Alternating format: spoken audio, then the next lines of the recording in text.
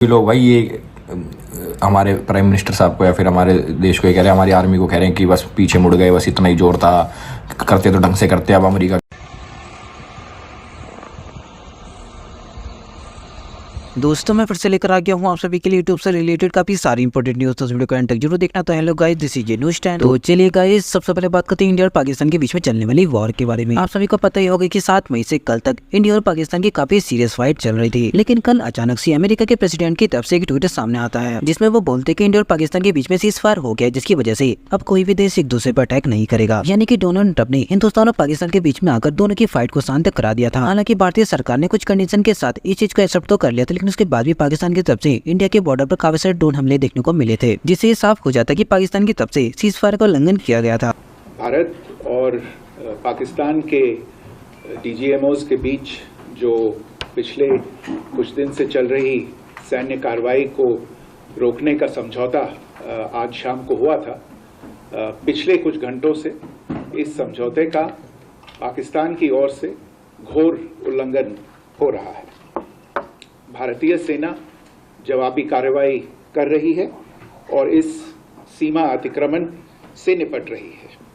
तो इसी वजह से अमेरिका के राष्ट्रपति डोनाल्ड ट्रंप को भी काफी ट्रोल किया जा रहा था, क्योंकि डोनाल्ड ट्रंप ने ही दोनों देशों के बीच में आकर इस पूरे मामले को शांत कराया था। लेकिन उसके बाद भी पाकिस्तान ने उनकी बात को अनदेखा कर दिया। इससे साफ हो जाता है कि पाकिस्तान अमेरिका के प्रेसिडेंट को भी कुछ नहीं समझता। तो इसी को लेकर काफी सारे इंस्टाग्राम इन्फ्लुएंसर, यूट्यूबर्स और क्रिकेटर की तरफ से भी लगातार रिएक्शन सामने आ रहे थे, जहाँ पर वो पाकिस्तान को बोल रहे थे कि कुत्ते की पूंछ कभी भी सीधी नहीं हो सकती। और दुबराटी ने भी इस चीज को बोल दिया कि पाकिस्तान अपने वादे पर 3 घंटे भी खड़ा नहीं रह पाया। एंड इसी को लेकर रिसेंट टाइम में एलबीसी की तरफ से भी एक वीडियो सामने छपा। एलबीसी यादव भी पाकिस्तान को लेकर काफी ज्यादा गुस्सा है। जब मतलब पूरे देश में अपने माहौल था कि वॉर चल रहा है, एकदम से ट्वीट देखा मैंने डोनाल्ड ट्रंप का कि सीज फायर हो गया है, मैंने बात कर ली है, दोनों देशों से बहुत अच्छा उन्होंने काम किया और दोनों ने समझौता कर लिया, अब वॉर खत्म हो गया। तो हमने भी सोचा एक बारी को कि हाँ भाई वॉर खत्म हो गया, ठीक है।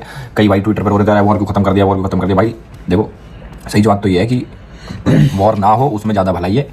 जितने जो चीज़ें हो रही थी अगर रुक गया, पहली बात तो ऑपरेशन सिंदूर हमारा ऑलरेडी कंप्लीट हो चुका था, जो फालतू फंड का वॉर चल रहा है, और खत्म होता है तो बढ़िया ही चीज़ है, अपने देश को पीछे नहीं ढकेलते। रही बात दूसरी, तो मैंने भी सोच लिया था, मैंने देखो पाकिस्तान इतना वैसा सीधा देश तो है नहीं कि सीधा मान गया। उसके बाद दोबारा उन्होंने क्रॉस फायरिंग स्टार्ट करी, दोबारा से वॉर स्टार्ट करा, फिर न्यूज़ आ गई कि दोबारा वॉर हो गया। तो जितने भी लोग भाई ये हमारे प्राइम मिनिस्टर साहब को या फिर हमारे देश को कह रहे हैं, हमारी आर्मी को कह रहे हैं कि बस पीछे मुड़ गए, बस इतना ही जोर था, करते तो ढंग से करते। अब अमेरिका की बात मान ली, तो भाई ऐसे नहीं चलता देश, तुम्हारे कहने से देश चलता है डिप्लोमेसी से, और जो कनेक्शन होते हैं, रिलेशन होते हैं और देशों के साथ, उन सब चीज़ों से चलता है। थोड़ी मुँह के बोलते हैं भैया ना हो रहा।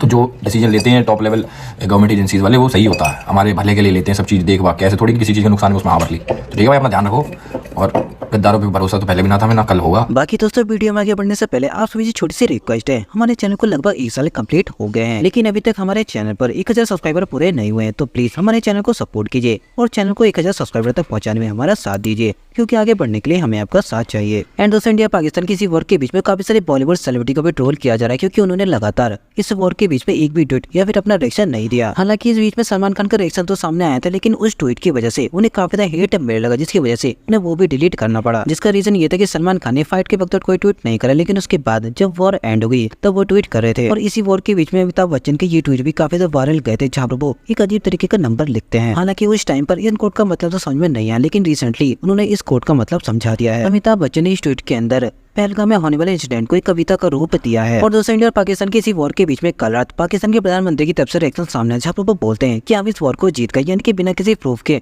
उन्होंने खुद को ही विजेता घोषित कर दिया है। हालांकि एक न्यूज चैनल के अंदर जब पाकिस्तान के डिफेंस मिनिस्टर से पूछा गया कि आपके पास क्या प्रूफ है कि आपने इंडिया को नुकसान पहुंचाया है, तब इसमें उनके डिफेंस मिनिस्टर बोलते कि सोशल मीडिया, इसकी जानकारी सोशल मीडिया से आपको मिल जाएगी। So can you provide more detail? Hold on. Can you provide more detail? And is this the response that your army spokesman threatened, or is there further action to come? Let's start with this very specific allegation of 5 fighter jets shot down. Where's the evidence for that, sir? It's all over the social media, on Indian social media, not on our social media. The debris of these jets fell into Indian occupied Kashmir, and it's all over Indian media today. You're the defense and they have minister. admitted their media has. The reason to talk to you today, sir, is not to talk about content all over social media. I'm sorry, it's not to talk about content all over social media. I'm asking you very specifically. जिसके बाद उन्हीं के देश के लोग उन्हें troll करने लग गए। बाकी दोस्तों, उनके पास कोई प्रूफ हो या ना हो, लेकिन हमारी इंडियन आर्मी के पास पूरा प्रूफ है कि उन्होंने पाकिस्तान के घर में घुसकर उन्हें काफी ज्यादा नुकसान पहुंचाया है। एंड अब हमारी इंडियन आर्मी धीरे धीरे करके एक एक प्रूफ को सोशल मीडिया पर शेयर करने वाली है। बाकी इसके बारे में आपका क्या कहना है, हमें कमेंट से लिखना ना भूलें। दोस्तों बात करते हैं यूट्यूबर मृदुल के बारे में। इनको लेकर एक वीडियो सामने चल रहा। मृदुल ने अपनी सक्सेस के पीछे का राज बताया है। उम्र में आपने इतनी गाड़ियां कैसे ले ली, इतनी ख्वाहिशें और इतने सपने पूरे कैसे कर लिए। मैं सच बताऊं आपको, मैं आपके बीच में रहने वाला एक बिल्कुल आपके जैसा भाई हूं, लेकिन मुझे खुद ऐसा लगता है कि मेरे अंदर ऐसी कोई विशेषता नहीं है कि जो मैं ये कर पाया, या फिर मैंने इतनी मेहनत कभी भी नहीं करी जो मैं इन सब चीजों को ले पाता, या फिर इन सब चीजों के मैं लायक हुआ। इनके लिए मैंने कोई स्पेशल मेहनत करी हो, ऐसा कभी नहीं हुआ। लेकिन फिर ये हुआ क्यों, ये सवाल भी मेरे मन में आया कि ये फिर मेरे के लिए हुआ क्यों। अब जो हुआ उसकी वजह बताता हूं। मैं अपने दोस्तों की अगर गाड़ी में घूमे करा ना, तो मेरे मन में ये आएगा इसमें हाईवे पर घूम रहा हूं, तो किसी इंसान की वैगनआर जा रही है, जहां पे चिपकसू फूल लग रहे हैं, या फिर नकली वाले जो फूल लगे रहते हैं वे लग रहे हैं बोनेट पे, तो मैंने देख के कह रहा यार काहे के घर में वैगनआर जा रही है। मैं कह रहा भगवान जी कितना खुश होगा आज जिसके घर में गाड़ी जा रही है। तो मैं दूसरों की चीजों को देख के ना बहुत खुश होता था अंदर से, जैसे वाह यार ठीक है। तो अब भोलेनाथ को लगी होगी कि यार ये लौंडा दूसरे की चीजें देख के कितना खुश हो रहा हूँ, तो अगर यहाँ एक गाड़ी देती तो ही कितना खुश होगा। तो जब उन्होंने मुझे गलती से गाड़ी दी, मैंने उनके पंप कर लिया, उनके मालिक मजा आगा भाई मजा आगा। तो उन्होंने चल एक और खुश कर देते तो 2 दे दी, फिर और खुश कर दी, ऐसे फिर उन्हें भी मजा आ रहा है मेरी गेम खेलने में, तो वे मुझे खुश करते चले गए, मैं राजी होता चला गया। तो यूं एक मजा लग रही है मुझे। और सच बताऊं, सब आम इंसान है, बस दूसरों की चीजों को देख के कभी मन में गलत विचार या फिर द्वेष जलन मत लाना, सब अच्छा होगा। बात अच्छी लगी तो कमेंट कर देना, वरना सरका तो रही हो रही हो, सरकाते रहो। जय श्री राम। बाकी दोस्तों बस आज के लिए इतना ही। मैं लेकर आता रहूंगा आपके लिए ऐसे ही 14 न्यूज़ ऑनलाइन न्यूज़ चैनल पर। मिलते हैं आपसे नेक्स्ट वीडियो में, तब तक के लिए टेक केयर।